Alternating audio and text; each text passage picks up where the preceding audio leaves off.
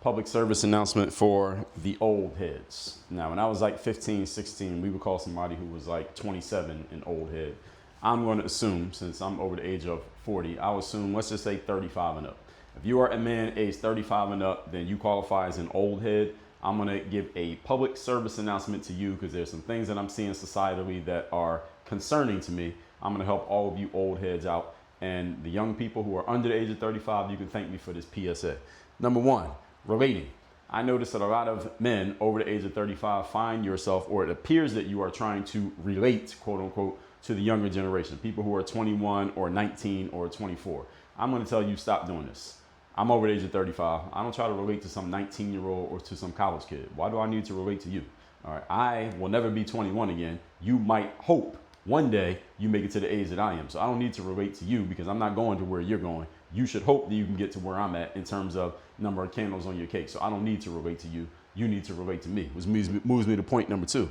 In my communication, I am not trying to make myself sound like or look like or feel like I'm 19 or 24 or 16 because I'm not you. And again, I'm not aging backwards. I'm going forward and you are aging forward. So again, one day you might get to where I'm at. I'm never going back to where you are at. So my communication is to the people who are on my level. And when I say my level, it doesn't mean we have to be the same age. What it means is I'm communicating based on my level of understanding, my level of knowledge, my level of intellect, my level of lifestyle, the level that I live. If you want to connect with me, you need to raise yourself mentally to the level that I'm at. I'm not lowering myself to the level that you're at. And I find a lot of old head men talking as if they want to relate to some teenager. Why are you doing this again? You can't ever be them again. They should hope to one day get to where you are at. And I don't mean by success or achievements or anything tangible. What I mean is hope to actually get to live life at the age that you're living at. Because again, you ain't going there, they're coming here. And that moves on to point number three.